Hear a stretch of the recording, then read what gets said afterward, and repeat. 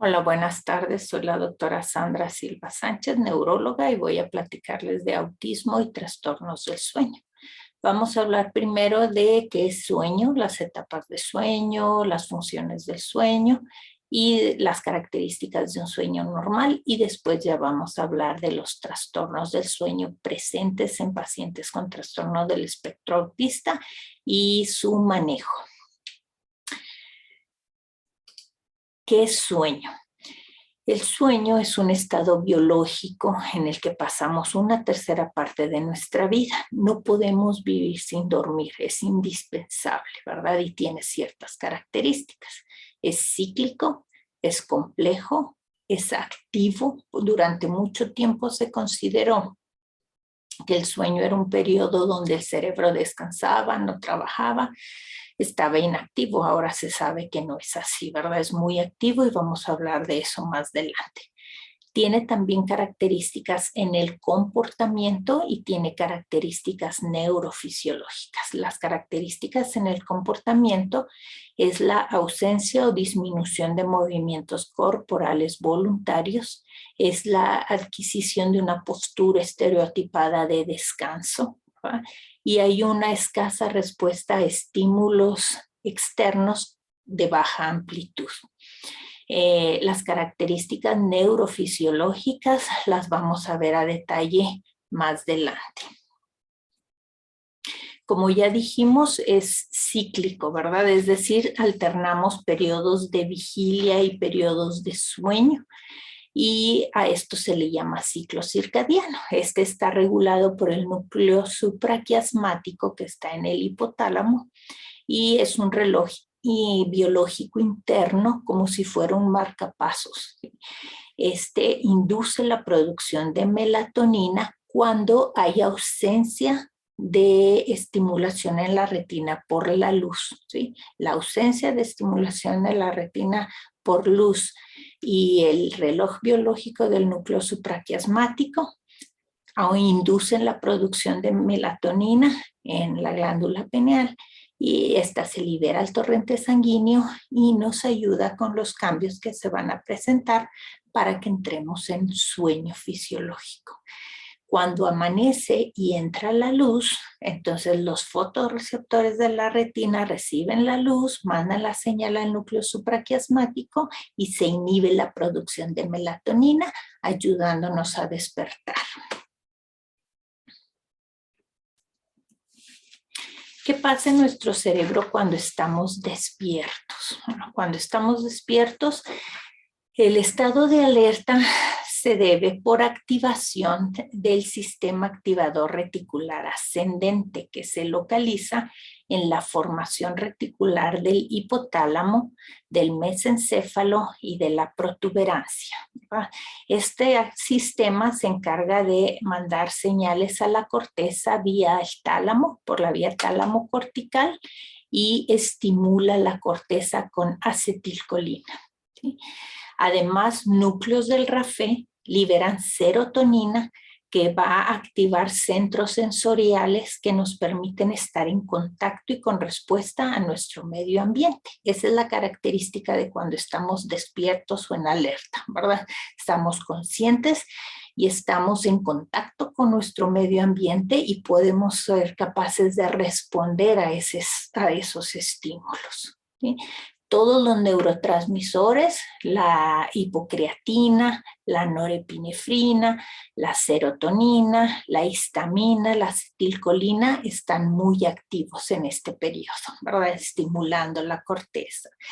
Y en el electroencefalograma vamos a ver nosotros una actividad rápida, una actividad en el rango de alfa rápida beta, de bajita amplitud, y vamos a tener un tono muscular activo también, ¿sí? Esas son las características de cuando estamos despiertos y alertas. El sueño se divide en el sueño no REM o sueño de no rapid eye movement en inglés, o el sueño no MOR en español, sueño de no movimientos oculares rápidos, y en el sueño REM o en el sueño MOR de movimientos oculares rápidos, ¿verdad? El sueño no REM tiene 3 fases. Desde el 2007, la fase 3 y 4 que se ven aquí en este diagrama o en este esquema, se unieron para formar nada más la fase 3, que es la fase de sueño profunda, ¿sí? Entonces tenemos la fase 1, que es el sueño más superficial. Es un sueño muy ligero. Aquí ya tenemos la actitud de descanso, ¿verdad? El tono muscular está disminuido, no hay muchos movimientos voluntarios, pero es fácil despertarnos. En la fase 2 del sueño no REM o no MOR, ¿verdad? El ritmo cardíaco y el ritmo respiratorio empiezan a disminuir, disminuye la temperatura, hay mayor disminución del tono muscular, menos movimientos voluntarios, pero también es fácil despertarnos con estímulos más intensos en esta etapa o en esta fase. La fase 3, que antes eran fase 3 y 4, ahora ya nada más es la fase 3, es la fase de sueño profundo, ¿verdad? Aquí el tono muscular disminuye todavía más. En el electroencefalograma se empiezan a ver ya ondas lentas de sueño profundo. La respiración y el ritmo cardíaco son todavía más lentos, ¿verdad? Rítmicos, pero más lentos. Y pues esta es la etapa de sueño más profundo. Aquí sí es difícil despertar a las personas, ¿sí?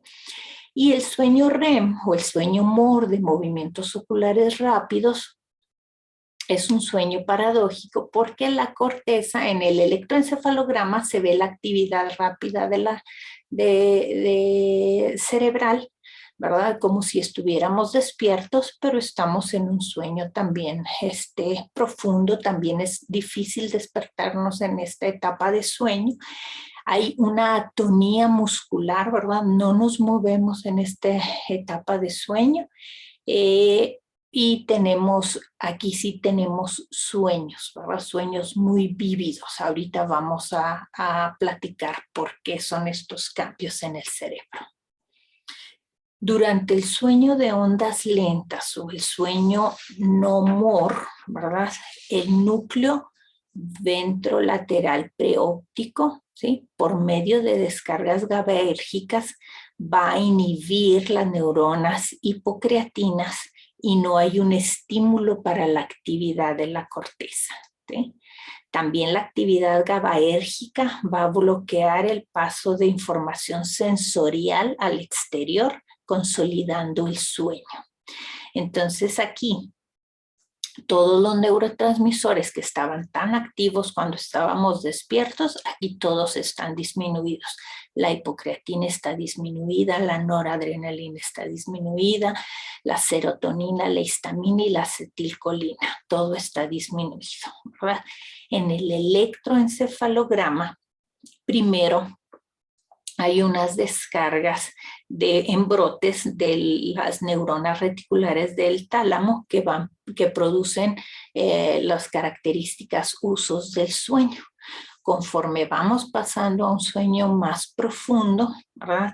Estas neuronas se hiperpolarizan y desaparecen los usos del sueño, pero se van a activar los núcleos dorsales del tálamo y aparece en el electroencefalograma, ¿sí? Actividad lenta tipo delta, que es más característica del sueño profundo. Aquí el tono muscular también está inhibido, ¿verdad? Hay disminución del tono muscular en el sueño de ondas lentas o en el sueño no REM. En cambio, cuando estamos en el sueño REM o en el sueño MOR de movimientos oculares rápidos, aquí en la parte más rostral del puente y del sistema activador reticular ascendente, se localiza un núcleo, ¿verdad? Llamado reticular pontis oralis, ¿sí? Que se considera el generador de este sueño REM. Esta descarga selectivamente secretando acetilcolina que va a activar la corteza, ¿verdad? Aquí sí se activa, secreta acetilcolina, se activa la corteza. Es por eso que el electroencefalograma demuestra una actividad rápida nuevamente como si estuviéramos despiertos, ¿sí?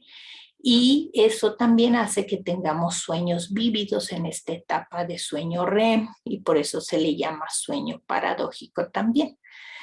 Pero se mantiene la desactivación serotoninérgica del RAFE y no hay reactividad al medio y no hay conciencia.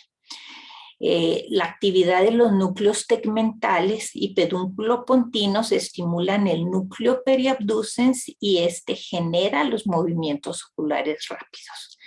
Los pedúnculos pontinos también y el núcleo magnocelular en el bulbo inhiben las astas de anteriores de la médula con glicina y presentamos una atonía muscular característica de este sueño, como decíamos. Entonces, el patrón del electro parece que estamos despiertos, la corteza está activada, por eso tenemos sueños vívidos, ¿verdad? Pero nos mantenemos sin contacto con el medio, es difícil despertarnos en esta etapa de sueño y hay una atonía muscular por inhibición de las astas anteriores de la médula.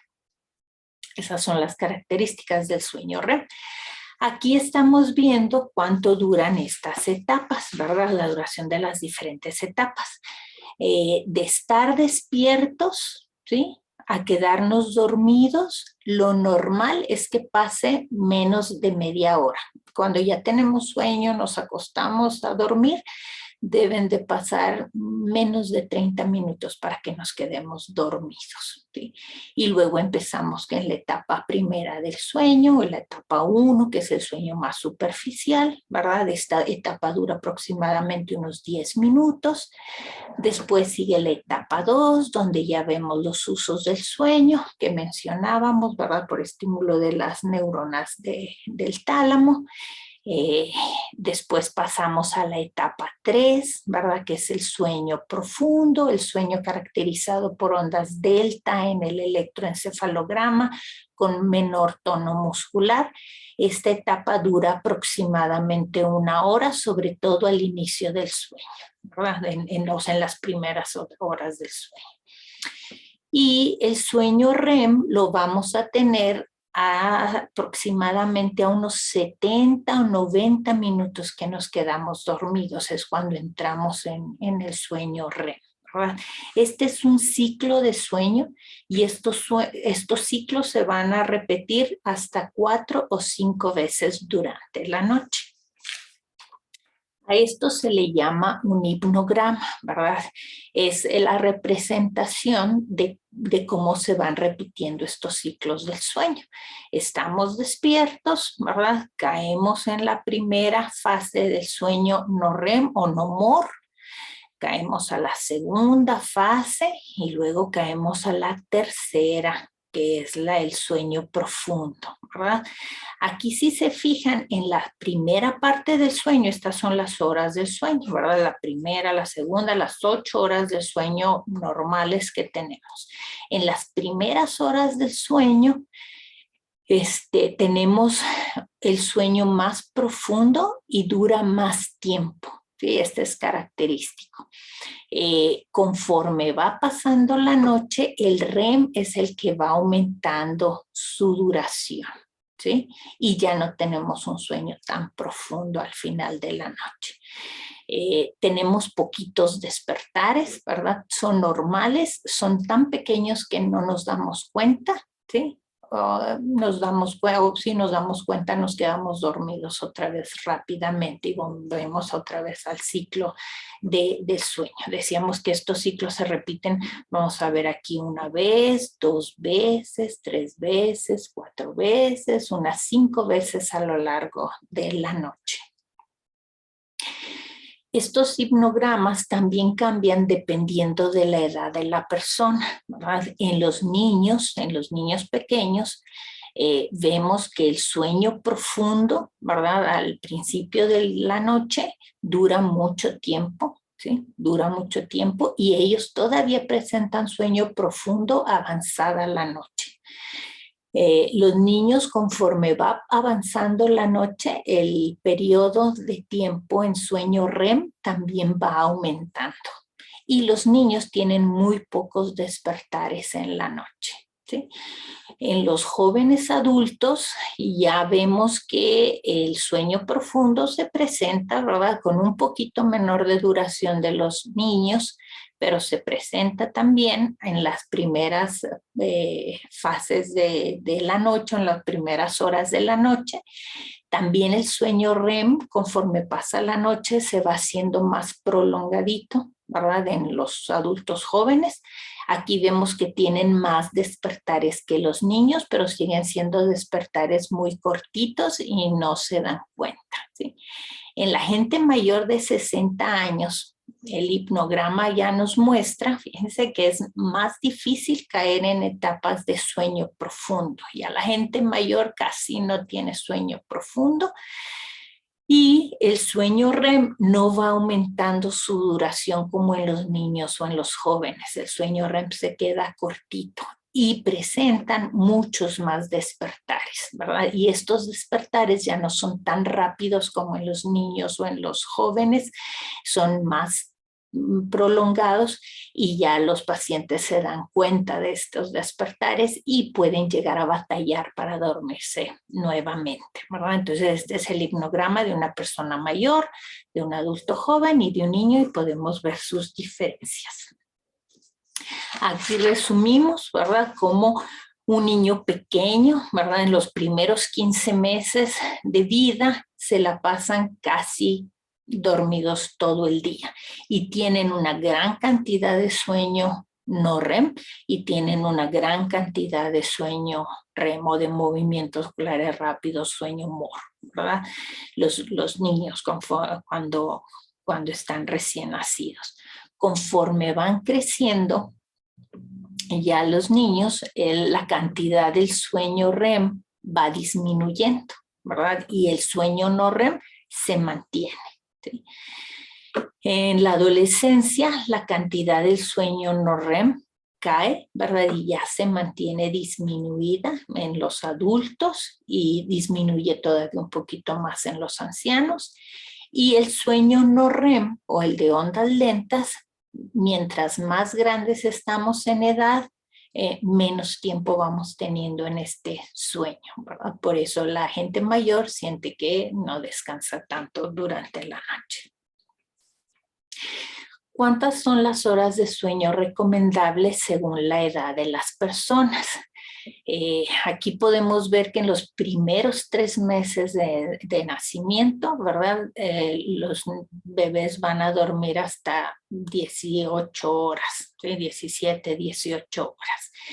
En el primer y segundo año ya disminuye la cantidad de sueño, ¿verdad?, a 11 a 15 horas. Y conforme van creciendo los niños, va disminuyendo su requerimiento de sueño hasta llegar a la adolescencia. En la adolescencia y los adultos, ¿verdad?, ya con 8 horas de sueño es suficiente para que descansen. Y las personas mayores de 65 años pueden tener ya nada más con 6 horas de sueño, 5 o 6 horas de sueño. Lo recomendable sigue siendo 7, 8 horas de sueño, pero mucha gente mayor ya con 6 horas de sueño tiene suficiente, ya no pueden dormir más. Las funciones del sueño no se conocen completamente, ¿verdad? Lo que es más fácil investigar y ver son las consecuencias de la falta de sueño. Y aquí se puede ver desde cosas muy simples como estar un poquito más irritados, más enojones, tener más hambre, ¿verdad? Aumente el apetito, hasta aumentar el riesgo de accidentes, ¿sí? Hasta tener problemas en la concentración y en la memoria, a aumentar el riesgo de muerte, a aumentar el riesgo de enfermedades cardíacas y el riesgo de diabetes, el riesgo de cáncer también aumenta conforme la gente va teniendo déficit de sueño reparador, ¿sí? En las funciones cognitivas también vemos cómo ven afectadas por la falta de sueño, ¿verdad? Aquí vemos que la atención se vuelve más variable, es inestable y vamos a cometer más errores por omisión. Hay un enlentecimiento cognitivo, el tiempo de reacción se prolonga, la memoria de corto plazo y de trabajo va a disminuir, se afecta la adquisición de tareas cognitivas, que es el aprendizaje, ¿verdad? La toma de decisiones es más arriesgada, las tareas largas batallamos más para desempeñarlas, nuestra capacidad de juicio se va a afectar, tenemos cambios en el humor, ¿verdad? Hay más irritabilidad, más fácil de enojarse, disminuye la autocrítica, la autovigilancia, ¿verdad? Hay fatiga excesiva. Entonces hay muchos cambios en la cognición cuando nos falta sueño. En estudios más actuales, se ha encontrado que durante periodos prolongados de vigilia se generaría adenosina desde los astrocitos. La adenosina es un neurotransmisor inhibitorio que resulta del metabolismo del glucógeno. Y esta acumulación provocaría o induciría el sueño, porque con un sueño reparador se ha visto que la concentración de adenosina disminuye. También en estos estudios se observó que había disminución de sustancias de desecho neuronal, ¿verdad? Depósitos de amiloide, y entonces se le ha dado también al sueño un rol reparador u homeostásico, donde nos va a ayudar a desechar toxinas. Entonces, en resumen, ¿verdad? Las funciones del sueño, con lo que conocemos hasta ahorita, las funciones del sueño son limpiar el cerebro de toxinas, la restauración física, mejorar y consolidar los procesos de información y de memorización, las tareas cognitivas, regula el estado de ánimo y fortalece el sistema inmunológico, ¿sí? Entonces, ahora ya que conocemos las funciones del sueño, ¿verdad? Las horas de sueño, cómo debe de ser nuestro hipnograma dependiendo de la edad. Entonces vamos a hablar qué es lo que pasa en el sueño de las personas con trastorno del espectro autista. Los trastornos de sueño en la población en general se presentan en menos de un 20%, o sea, hasta un 20% es lo máximo que hay problemas de sueño en la población en general, ¿verdad? Mientras que en los pacientes con trastorno del espectro autista, los trastornos de sueño se presentan hasta en un 80 u 83% de frecuencia, ¿verdad? Entonces es bien común que los pacientes con trastorno del espectro autista tengan trastornos del sueño.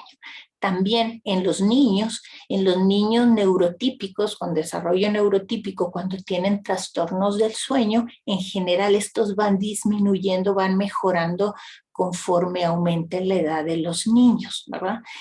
Eso no lo vemos en los pacientes con trastorno del espectro autista. Estos problemas para dormir que vemos en los niños se mantienen en la adolescencia y se mantienen en la etapa adulta. ¿Sí?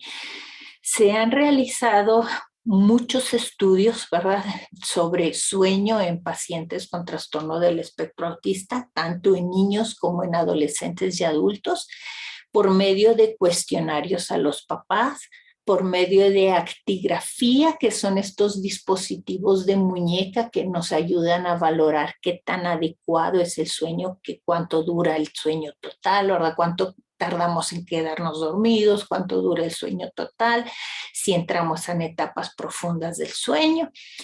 Y por último, la polisomnografía, que sigue siendo el gold estándar para evaluar el sueño, ¿verdad? La polisomnografía es un estudio donde nos conectan los electrodos característicos del electroencefalograma y se registra la actividad cerebral cuando la persona está dormida. También se registra y se monitorea la respiración, la frecuencia cardíaca, ¿verdad? Y el tono muscular. Y esto es lo que nos da toda la información de cómo está el sueño y de cómo están las características del sueño. Entonces, en estos estudios se reporta que los pacientes con trastorno del espectro autista tienen insomnio principalmente. O sea, el principal trastorno de sueño en estas personas es el insomnio. Insomnio es la dificultad para iniciar y o para mantener un sueño por un tiempo, por el tiempo recomendado según la edad de cada persona, ¿verdad? Y que sea un sueño reparador. Entonces, cualquier problema para iniciar y mantener un sueño adecuado entra dentro de un problema de insomnio. Y a su vez se subdivide en retraso o resistencia para irse a la cama, ¿verdad? Eso es común que lo veamos en los niños con trastorno del espectro autista. Batallan mucho los papás para ponerlos a dormir. La latencia incrementa, la latencia que es el tiempo que tardamos en que se acuesten a que se queden dormidos, está muy incrementada en niños con trastorno del espectro autista. La disminución en la duración y la continuidad del sueño también está afectada. Hay frecuentes y prolongados despertares nocturnos. El patrón de sueño-vigilia es muy irregular y el tiempo en que se levantan en la mañana es muy temprano. Entonces, su tiempo total de sueño es corto. ¿Sí? Estas son las principales alteraciones y en estudios hechos desde niños, adolescentes y hasta adultos se mantienen estas alteraciones también en los adultos. En este mismo estudio encontraron que estas alteraciones de sueño en personas con trastorno del espectro autista se asociaban además a una pobre regulación en su conducta, a una pobre cognición, a mayor riesgo de obesidad y mayor riesgo de accidentes. Existen 4 teorías, ¿verdad? 4 hipótesis para la alta prevalencia de insomnio en pacientes con trastorno del espectro autista. Vamos a hablar un poquito de cada una. La primera sería que hay diferencias en la organización y en la maduración neuronal, ¿verdad? Desde 1969 había estudios que demostraban diferencias en la composición del sueño en los bebés y en niños con trastorno del espectro autista cuando se comparaban con niños de la misma edad con un desarrollo neurotípico. En el 2010 se hicieron otros estudios y se encontró también que el tiempo total de sueño es menor, ¿verdad? Que el porcentaje de sueño REM es menor y que el porcentaje de sueño de ondas lentas es menor en niños con trastorno del espectro autista comparado con niños neurotípicos. Y esto consideraron que era secundario a una normalidad en la madurez y en la organización neuronal, y que esta era una de las causas por las que había tanto problema en el sueño. Otra teoría, otra hipótesis es que hay anomalías en los ritmos, niveles y receptores de la melatonina. También numerosos investigadores encontraron que había niveles bajitos de melatonina en el plasma, en el suero y en la orina de pacientes con trastorno del espectro autista. Y también numerosos estudios que han demostrado los buenos resultados en la calidad del sueño y hasta en la conducta de pacientes que toman melatonina apoyarían estas hipótesis, ¿verdad? Otra hipótesis es la excitación y la disregulación sensorial. Los pacientes con trastorno del espectro autista siempre han sido descritos como hipo o hiperexcitables para estímulos internos y externos. ¿verdad? Los estímulos externos sería, por ejemplo, que tienen una excitación cognitiva, que los niños están pensando o preocupándose antes de dormir y eso les impide que caigan en sueño temprano, ¿verdad? Y lo interno sería una disregulación del sistema nervioso autónomo. También hay en estudios realizados a niños con trastorno del espectro autista, se ha observado que el tono simpático está elevado comparado con niños con desarrollo neurotípico. Y en suma, esta excitación cognitiva y esta disregulación interna, ¿verdad?, se relacionarían con el insomnio. Y por tercero, por último, las anomalías relevantes en genes del ciclo circadiano. Aquí en el 2002, ¿verdad?, se encontró que las alteraciones en genes relacionados con el ciclo circadiano, como serían el PERIOD, el PER1, 2, 3, el Timeless, ¿sí?, el NPAS2 y el CRI1 y 2, se consideraron incluso como posibles factores para la etiología de síntomas típicos del trastorno del espectro autista. Se realizaron estudios y sí se encontraron estas alteraciones en niños del espectro, ¿verdad? Incluso lo propusieron como teoría del trastorno del sueño, pero incluso consideraron que podía ser una teoría de alteración del desarrollo cerebral. Aquí resumen cómo estos genes, ¿verdad?, estas alteraciones en estos genes, PER1, PER2, PER3 o el Timeless, ¿verdad?, afectarían la producción de melatonina y esto causaría la alteración en el ciclo circadiano, ¿verdad?, causando alteraciones en el sueño. Consideran que estas alteraciones en el ciclo circadiano y las alteraciones en el sueño van a afectar la maduración cerebral y que esto va a causar algunos de los síntomas típicos del trastorno del espectro autista. Claro que en combinación con los factores ambientales y con los factores genéticos y epigenéticos ya demostrados en el trastorno, ¿verdad?, del espectro autista. Entonces, esto en conjunto ocasionaría los síntomas del trastorno del espectro y a su vez continuarían afectando el ritmo circadiano y continuarían causando problemas del sueño y entonces sería como una retroalimentación negativa para el trastorno del espectro autista. ¿Sí?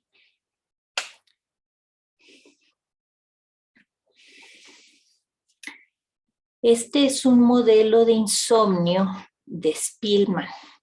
Aquí, por ejemplo, la vulnerabilidad neurobiológica de personas con el trastorno del espectro autista, ¿verdad?, estarían representadas en azul como los factores predisponentes, ¿sí? Aquí los pacientes ya tienen estos cambios neurobiológicos que acabamos de mencionar en las teorías y entonces esto los predispondría, ¿verdad?, para tener trastornos del sueño. Sí, esto está aquí representado en azul, los factores predisponentes.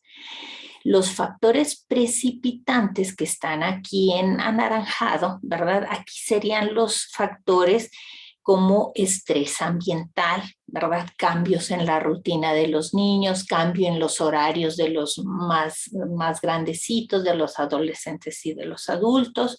Aquí se incluiría también estrés psicológico, un día difícil en la escuela, un día difícil en el trabajo, ¿verdad?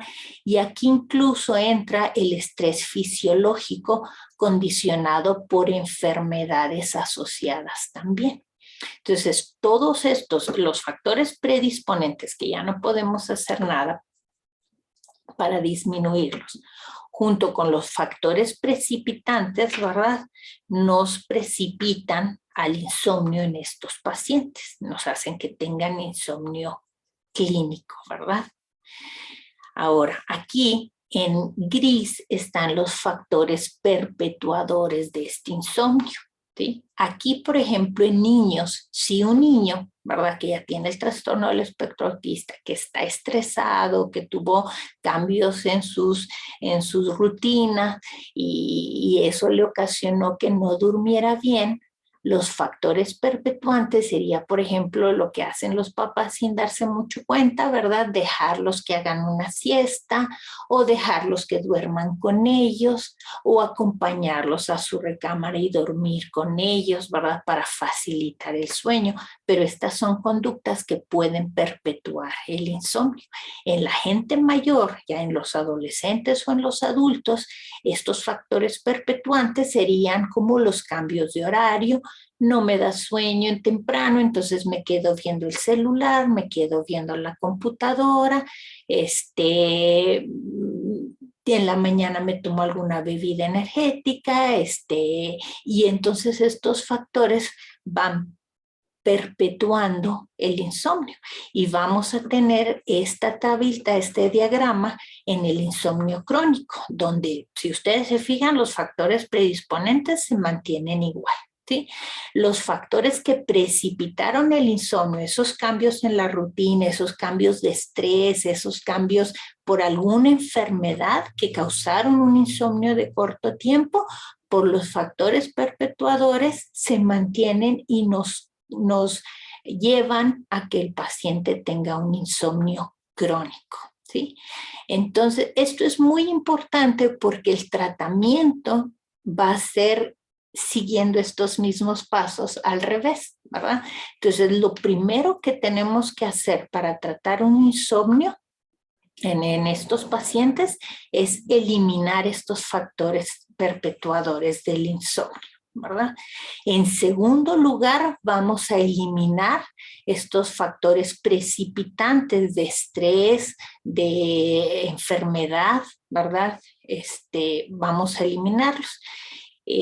Vamos a ver aquí más adelante. Por ejemplo, para eliminar los factores perpetuadores en los niños están estos kits de información para los padres, ¿verdad? Información muy útil para dependiendo de las características de cada niño y qué dificultad tiene para dormir. Es información y estrategias para mejorar el sueño en estos niños, ¿verdad? Lo hacen a través de diagramas para enseñarles a los niños rutinas de sueño para que se acostumbren a estas rutinas y sea más fácil que lleguen a dormirse pronto. En pacientes ya más adolescentes y adultos, sería muy útil la terapia cognitivo-conductual, ¿verdad? Estas técnicas han demostrado ser muy útiles, ¿verdad? Para evitarnos el uso de medicamentos cuando sea posible, ¿sí? Estas conductas, esta terapia de cognitiva conductual se recomienda para el tratamiento del insomnio, ¿verdad? En gente ya mayor. Y pues es por eso que toda la higiene de sueño que platicamos mucho es muy importante, es indispensable y es el primer paso para el tratar el insomnio en estos pacientes, ¿verdad? En general en cualquier paciente, pero bueno, en nuestra plática de hoy, en estos pacientes. Debemos de evitar sustancias excitantes como alcohol, tabaco, café, ¿verdad? Estamos hablando de personas ya mayores, ¿sí? En adolescentes o adultos con el trastorno del espectro autista e insomnio. Tienen que hacer ejercicio diario, ¿verdad? Pero temprano, no muy noche, porque algunas personas el ejercicio a final del día los activa, ¿verdad? Y hace que batallen más para dormir. Debemos de evitar las siestas de más de 30 minutos y que se realicen ya después de las 2, 3 de la tarde. Ya no es recomendable que hagan siestas. Hay que tener en cuenta que hay varios medicamentos, muchos medicamentos que pueden alterar el sueño y considerar qué tan útiles o qué tan necesarios son. Es bien importante mantener horarios regulares, ¿verdad? Si la persona está batallando para dormirse, se permite que vaya y se relaje en algún otro lugar y que cuando tenga sueño se vuelva a acostar de nuevo, ¿verdad? Eh, Pueden adoptar conductas relajantes que le ayude a entrar en relajación y a descansar, ¿verdad? Para que permita que inicie la transición para el sueño, mantener un ambiente adecuado, silencio, oscuridad, ¿verdad? Evitar exposición a luces brillantes de la computadora, del celular, del iPad en la tarde-noche. Y en la cama no realizar tareas que impliquen actividad mental, ¿verdad? Y más bien actividades que vayan relajando a las personas. Entonces, estos consejos son muy necesarios y muy importantes para manejar, para controlar todos los factores que perpetúan el insomnio, ¿sí? Una vez que eliminamos esos factores perpetuadores del insomnio, vamos a tener que investigar, ¿verdad? Si las personas tienen condiciones médicas y hay que tratarlas, ¿verdad? Entre estas condiciones que hay que investigar, porque se han reportado en pacientes con trastornos del espectro autista, son pues la presencia de enfermedades gastrointestinales, ¿verdad? Por ejemplo, reflujo, estreñimiento, dolor abdominal. Va a ser difícil que una persona pueda dormirse. Entonces necesitamos investigar qué está pasando y tratarlo.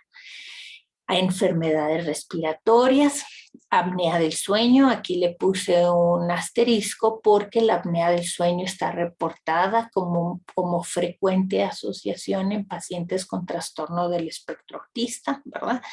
En pacientes con obesidad también, y es la interrupción de la respiración que se produce una vez que la persona ya concilió el sueño. Entonces es frecuente en los pacientes con trastorno del espectro autista y en los pacientes obesos, y hay que detectarla de forma temprana para poderla tratar adecuadamente y que no vaya a mantener la dificultad o el trastorno del sueño, ¿verdad? O empeorar los trastornos del sueño. La presencia de alergias, también de asma, se tienen que detectar, que también son frecuentes en pacientes con trastorno del espectro autista, detectarlos y tratarlos de forma adecuada. Enfermedades neurológicas, la presencia de crisis epilépticas o de epilepsia, que ya les hablaron el tema, entonces no voy a ahondar en ello. Pero hay otro problema neurológico que es también común en pacientes con trastorno del espectro autista, ¿verdad? Que es el síndrome de piernas inquietas. Este es un trastorno neurológico caracterizado por una sensación de incomodidad, ¿verdad? De molestia. No es doloroso, pero es una molestia, es como una desesperación y los pacientes tienen que mover las piernas. Se presenta cuando están acostados, cuando están relajados y sienten una necesidad imperiosa de levantarse y mover las piernas. Cuando se levantan y las mueven, se sienten mejor, pero en el momento en que se vuelven a acostar, vuelven a sentir esa desesperación y esa necesidad de mover las piernas. Y esto hace difícil pues que concilien el sueño y que lo mantengan, ¿verdad? Es importante porque este trastorno puede ser genético, ¿sí? Pero también puede estar relacionado con deficiencia de hierro. Se ha reportado deficiencia de hierro en pacientes con trastorno, con síndrome de piernas inquietas, trastorno del espectro autista y en pacientes con trastorno por déficit de ansiedad, de atención e hiperactividad también.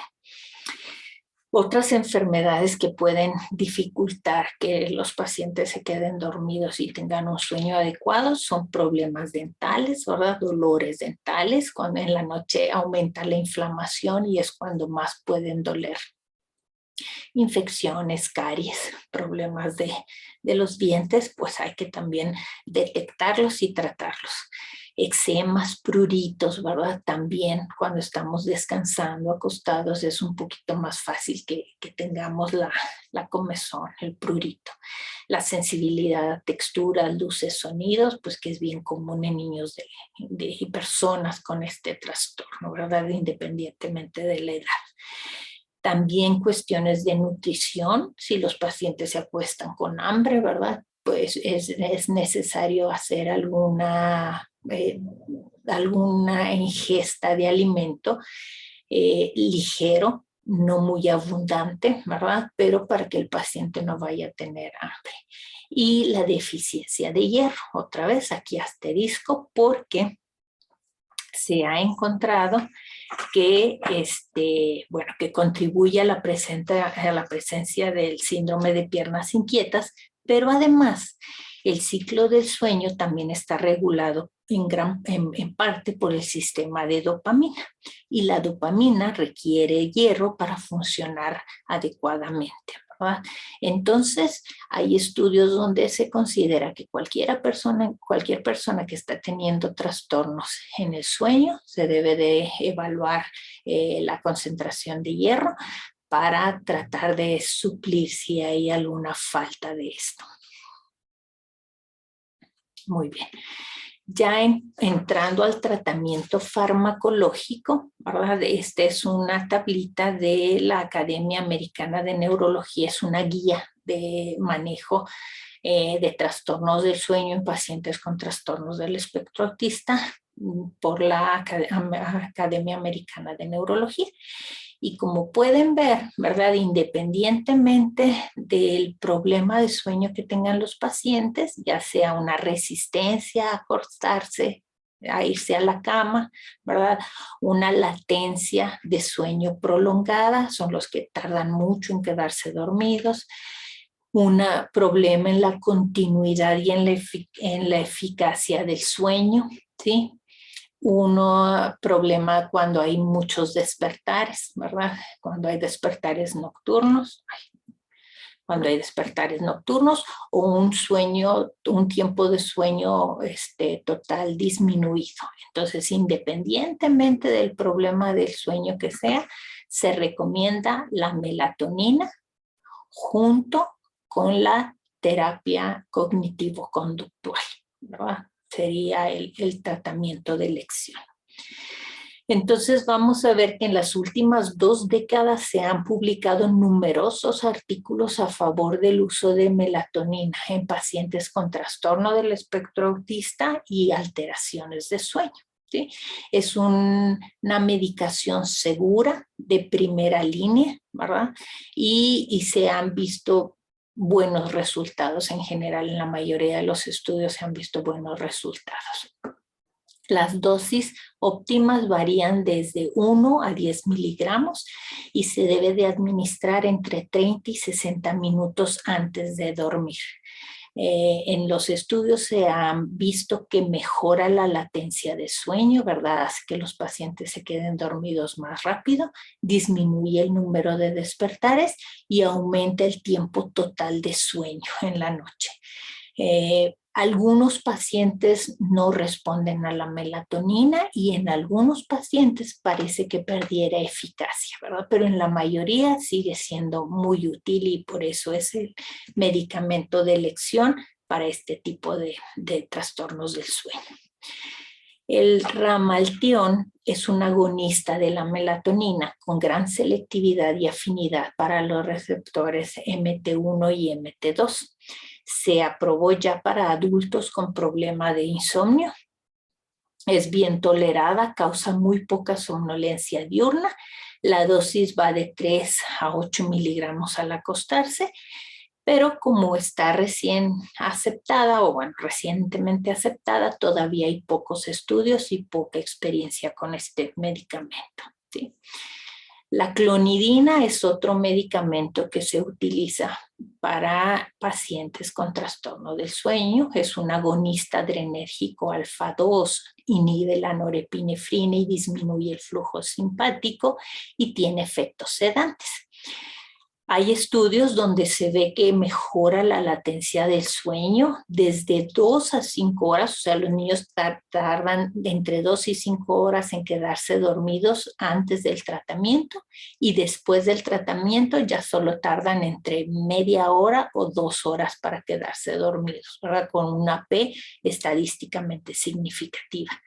También disminuye el número de despertares de 0 a 5 despertares antes de tomar el tratamiento hasta a 0 a 2 despertares ya después del tratamiento, también con P significativa. Este medicamento se utiliza más en pacientes que además tienen problemas de conducta, ¿verdad? La dosis inicial es de 25 microgramos hasta 150 o 200 microgramos. Aquí nada más hay que tener cuidado por el uso concomitante con depresores del sistema nervioso central y pacientes que tengan inestabilidad hemodinámica o alguna patología cardíaca. Otro medicamento que ha sido evaluado y ha sido utilizado es la gabapentina. Este es un precursor de GABA, cruza muy bien la barrera hematoencefálica. Se inicia con dosis de 5 miligramos por kilo hasta 15 miligramos por kilo, ¿verdad? Y ha tenido buena respuesta. El problema es que tiene efectos adversos. Algunas personas batallan para iniciar el sueño cuando lo toman y es común también la presencia de pesadillas. Por eso está más restringido el uso de este medicamento. El clonazepam, ¿verdad? Una benzodiazepina. Este está nada más indicado por corto tiempo y en pacientes seleccionados que han sido resistentes a todos los demás tratamientos. ¿Por qué? Porque tiene muchos efectos secundarios, causa somnolencia diurna, causa más afección de las habilidades cognitivas, ¿verdad? Causa afección en la cognición y puede causar habituación y tolerancia. Entonces, solo se recomienda en periodos cortos de tiempo y en pacientes que ya fueron muy rebeldes o resistentes a otros medicamentos. La trazodona es un antidepresivo inhibidor selectivo de la recaptación de serotonina atípico, ¿verdad? Se utiliza en dosis de 25 hasta 150 miligramos al acostarse y también en estudios ha demostrado buenos resultados. Hay aumento de las horas de sueño total que van desde 5.7 horas más o menos 0.4 antes del tratamiento y después de dar el tratamiento con la trazodona, el tiempo total de sueño se alarga hasta 9.8 horas más o menos 0.4, ¿verdad? Después de dar la trazodona. También el número de despertares disminuye de 4.1 antes del tratamiento hasta 0.97, más o menos 0.2 después del tratamiento, con P significativas ambos, ¿verdad? Aquí nada más hay que tener cuidado porque en pacientes con RED puede prolongar el intervalo QT y en adolescentes puede ocasionar priapismo. Los sedantes hipnóticos no benzodiazepínicos, como serían el solpidem, el saleplón y el esopiclone, no hay datos en trastorno del espectro autista, solo se ha utilizado y hay estudios en niños con trastorno por déficit de atención y hiperactividad con una alta frecuencia de efectos adversos. Por eso es que no están muy recomendados tampoco. Y los antipsicóticos, ¿verdad? Los antipsicóticos como quetiapina, risperidona, haloperidol, aripiprazol y olanzapina. Este tipo de medicamentos se utiliza mucho en pacientes con trastorno del espectro autista para control de la conducta agresiva y pueden ayudar con el sueño, ¿sí? El haloperidol, por ejemplo, sigue siendo el más utilizado en Japón con buena eficacia, pero con efectos secundarios, que es lo que limita el uso. La risperidona es con mucho el más estudiado y utilizado, ¿verdad? Con muy buena respuesta. Sin embargo, la ganancia de peso y el aumento de riesgo para enfermedad metabólica es lo que limita un poquito el uso ya en personas más grandecitas, ¿verdad? Ya en adolescentes o adultos. El aripiprazol es mejor todavía para el trastorno de sueño, causa menos hiperprolactinemia y menos aumento del apetito. Entonces también es una buena opción para utilizar. La olanzapina en los estudios demostró ser menos útil que la risperidona y el aripiprazol.